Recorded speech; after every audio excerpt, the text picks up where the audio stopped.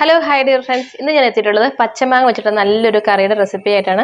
നല്ല ടേസ്റ്റിയാണ് കേട്ടോ, വളരെ സിമ്പിളാണ് ഉണ്ടാക്കിയെടുക്കാനായിട്ടും. അപ്പോൾ എല്ലാവരും ഒന്ന് തയ്യാറാക്കി നോക്കിയിട്ട് ഫീഡ്ബാക്ക്സ് അറിയിക്കാൻ മറക്കരുത്. അങ്കമാലി സ്റ്റൈൽ മാങ്ങക്കറിയാണ്. എന്നെ ഹോസ്റ്റലിൽ പഠിച്ചപ്പോൾ എൻ്റെ ഒരു ഫ്രണ്ട് അങ്കമാലിക്കാരി ഉണ്ടായിരുന്നു. അപ്പോൾ ആ കുട്ടി പറഞ്ഞു തന്നൊരു കറിയാണ്.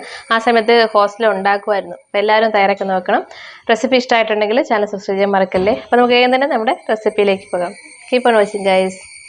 പച്ച മാങ്ങ ഉണ്ടെങ്കിൽ അങ്കമാലിക്കാരുടെ സ്പെഷ്യലായിട്ടുള്ള നല്ല ടേസ്റ്റ് ആയിട്ടുള്ള നാടൻ വിഭവം ഉണ്ടാക്കിയെടുക്കാം. എല്ലാവരും തയ്യാറാക്കി നോക്കണം, നല്ല ടേസ്റ്റിയാണ്. നമ്മൾ ഈ ഒരു കറി ഉണ്ടാക്കിയെടുക്കാനായിട്ട് 2 പച്ചമാങ്ങ നന്നായിട്ട് കഴുകിയെടുത്ത ശേഷം എടുത്ത് വെച്ചിട്ടുണ്ട്. ഇനി നമുക്കിതിന് പുറമേയുള്ള പച്ച കളറുള്ള തൊലിയും കൂടി ചെത്തി മാറ്റണം. കണ്ടോ, തൊലിയൊക്കെ ഒന്ന് മാറ്റിയിട്ടുണ്ട്. ഇനി നമുക്കിത് നീളത്തിലൊന്ന് അരിഞ്ഞെടുക്കാം. അപ്പോൾ നീളത്തിലോ വട്ടത്തിലോ എങ്ങനെ വേണമെങ്കിലും അരിഞ്ഞെടുക്കാം. ഞാൻ ഇതുപോലെയാണ് അരിഞ്ഞെടുക്കുന്നത്. ഒരുപാട് കട്ടി കൂടാൻ പാടില്ല, എന്നാൽ ഒരുപാട് കട്ടി കുറയാനും പാടില്ല കേട്ടോ. ഈ മാങ്ങ അരിഞ്ഞതെല്ലാം നമുക്കൊരു ബൗളിലേക്ക് മാറ്റി കൊടുക്കാം. ഒരുപാട് ഇൻഗ്രീഡിയൻസ് ഒന്നുമില്ല, സിമ്പിളായിട്ടുള്ള ഇൻഗ്രീഡിയൻസേ ഉള്ളൂ. നമ്മുടെ അടുക്കളയിൽ എപ്പോഴും ഉള്ള ചേരുവകളൊക്കെ തന്നെ ഉള്ളൂ. അപ്പോൾ നമുക്കിനി ഈ മാങ്ങയിലേക്ക് ഒരു സവാള, ഒരു ചെറിയ സവാളയാണ് കുഞ്ഞു കുഞ്ഞായിട്ടൊന്ന് അരിഞ്ഞെടുത്തിട്ടുണ്ട്.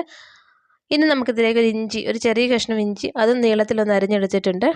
പിന്നെ നമുക്ക് പച്ചമുളക് ഓരോരുത്തരുടെ എരിവിനനുസരിച്ച് മാറ്റം വരുത്താം. ഞാൻ 2 എണ്ണം എടുത്തിട്ടുണ്ട്. കറിവേപ്പിലയും 1 ടീസ്പൂൺ ഉപ്പും ചേർത്ത് കൊടുക്കുന്നുണ്ട്. പിന്നെ 1/2 ടീസ്പൂൺ മഞ്ഞൾപ്പൊടി, 1/4 ടേബിൾ സ്പൂൺ മല്ലിപ്പൊടി, പിന്നെ 1 ടേബിൾ സ്പൂൺ വിനീഗർ. അധികം പുളിയില്ല മാങ്ങയ്ക്ക്, എന്നാലും വിനീഗർ ചേർത്ത് കൊടുക്കണം കേട്ടോ. ഇനി ഒരിത്തിരി വെളിച്ചെണ്ണ കൂടി ചേർത്ത് കൊടുത്ത് ഇതെല്ലാം നന്നായിട്ടൊന്ന് മിക്സാക്കി എടുക്കാം. ഇപ്പോൾ കൈ വെച്ചിട്ട് തന്നെ മിക്സാക്കി എടുക്കണം. കൈ നന്നായിട്ട് വാഷ് ചെയ്ത ശേഷം വേണം മിക്സാക്കി എടുക്കാനായിട്ട്. ഇനി നമുക്ക് പാൻ ചൂടാക്കി ഫ്ലെയിം ഓൺ ചെയ്ത് കൊടുക്കാം. നമുക്കതിലേക്ക് നമ്മൾ മിക്സാക്കി എടുത്തിട്ട് നമ്മൾ മാങ്ങയുടെ കൂട്ട് ചേർത്ത് കൊടുക്കാം. ഇനി നമുക്ക് തേങ്ങയുടെ 2ാം പാലിൽ വേണം ഇത് വേവിച്ചെടുക്കാനായിട്ട്. തേങ്ങയുടെ 1ാം പാല് മാറ്റി വെച്ചേക്കണം. 2ാം പാലെന്ന് പറഞ്ഞാൽ എല്ലാവർക്കും അറിയാമായിരിക്കും. വെള്ളം കൂടുതൽ ചേർത്ത് കൊടുത്തിട്ട് മിക്സിയിൽ അടിച്ചെടുത്തിട്ട് പിഴിഞ്ഞെടുത്താണ് 2ാം പാല്. നമുക്ക് മൂടി വെച്ച് വേവിച്ചെടുക്കാം. അപ്പോൾ ഒരുപാട് സമയം വേവണ്ട. മാങ്ങയൊക്കെ നിങ്ങൾക്ക് അറിയാമല്ലോ, പെട്ടെന്ന് തന്നെ വേവായിട്ട് വരും. ഒരു മീഡിയം ഫ്ലെയിമിൽ വെച്ചിട്ട് വേണം വേവിച്ചെടുക്കാനായിട്ട്. മാങ്ങ ഒരുപാട് വെന്ത് ഉടഞ്ഞു പോകരുത് കേട്ടോ. ഇപ്പോൾ ഒരു 1/4 ഭാഗമൊക്കെ വേവായിട്ട് വന്നിട്ടുണ്ട്. അപ്പോൾ നമുക്കിതിലേക്ക് 1ാം പാല് ചേർത്ത് കൊടുക്കാനുള്ളതാണ്. അതുകൊണ്ട് കുറച്ചുകൂടെ ഈ 2ാം പാലൊന്ന് വറ്റി വരാനുണ്ട്. അപ്പോൾ ഞാൻ ഒന്നുകൂടി ഒരു 5 മിനിറ്റ് അടച്ചു വെച്ച് കൊടുക്കുകയാണ്. ഒന്ന് വറ്റി വരുമ്പോഴത്തേക്ക് നമുക്ക് 1ാം പാല് ചേർത്ത് കൊടുക്കാം. ഓക്കെ, ഇപ്പോൾ ഒരു 5 മിനിറ്റ് കൂടെ കഴിഞ്ഞിട്ടുണ്ട്. നമ്മുടെ കണ്ടോ, ആ 2ാം പാലൊക്കെ ഒന്ന് വറ്റി വന്നിട്ടുണ്ട്. ഇനി നമുക്ക് ഫ്ലെയിം ഓഫ് ചെയ്ത് കൊടുക്കണം. കാരണം 1ാം പാല് ചേർത്ത് കൊടുക്കുമ്പോഴത്തേക്കും തിളയ്ക്കാൻ പാടില്ല. തിളച്ചിട്ടുണ്ടെങ്കിൽ പിരിഞ്ഞിട്ട് പോകും. അത് പ്രത്യേകം ശ്രദ്ധിക്കണം. കുക്കിങ്ങൊക്കെ പുതുതായിട്ട് തുടങ്ങിയവർ. ഫ്ലെയിം ഓഫ് ചെയ്ത് കൊടുത്തിട്ടുണ്ട്. നമുക്ക് തേങ്ങയുടെ 1ാം പാല് ചേർത്ത് കൊടുക്കും.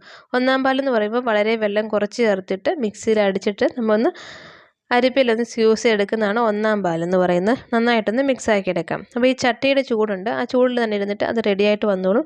തിളയ്ക്കാണ്ടിരുന്നാൽ മതി, ഒന്ന് ചൂടായിട്ട് വന്നാൽ മതി കേട്ടോ. അപ്പോൾ നമുക്കിതങ്ങോട്ട് മാറ്റി വയ്ക്കാം. നമുക്കൊന്ന് കടുക് തളിച്ച് ചേർത്ത് കൊടുക്കാം. ഒരു 1/2 ടീസ്പൂൺ ഉപ്പ് ചേർത്ത് കൊടുത്തിട്ടുണ്ട്. പുളി ആയതുകൊണ്ട് തന്നെ ഒന്ന് നോക്കണം.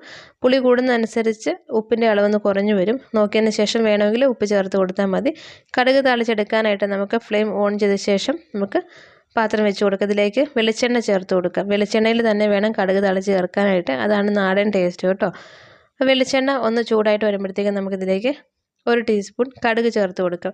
കോട്ടയം സൈഡിലേക്ക് കടുക് പൊട്ടിക്കുമ്പോൾ മാങ്ങക്കറി ആണെങ്കിലും ഉലുവ ചേർക്കാറുണ്ട്. പക്ഷേ ഇപ്പം ഞാൻ ഉലുവ ചേർത്ത് കൊടുക്കുന്നില്ല, കറിവേപ്പില ചേർത്ത് കൊടുക്കുന്നുണ്ട്. പിന്നെ കുറച്ച് ചെറിയ ഉള്ളിയും ഉണക്കമുളകും ചേർത്ത് കൊടുക്കുന്നുണ്ട്. അപ്പോൾ ഇതൊരു അങ്കമാലി സ്പെഷ്യൽ കറി ആയതുകൊണ്ട് ഞാൻ ഉലുവ ചേർത്ത് കൊടുക്കാതെ, ഉലുവയുടെ ടേസ്റ്റ് ഇഷ്ടമാണെങ്കിൽ നിങ്ങൾക്ക് വേണമെങ്കിൽ മാറ്റം വരുത്തി ചേർത്ത് കൊടുക്കാം. തീ ഒന്ന് കുറച്ച് വെച്ച ശേഷം നന്നായിട്ടൊന്ന് ഇളക്കി കൊടുക്കാം. ഈ ഉള്ളിയൊക്കെ ഒന്ന് നല്ല ഫ്രൈ ആയിട്ട് വരണം, അതാണ് ടേസ്റ്റ്. ഇനി ഒരു സ്പെഷ്യൽ ഇൻഗ്രീഡിയൻറ്റ് ചേർത്ത് കൊടുക്കുന്നുണ്ട്.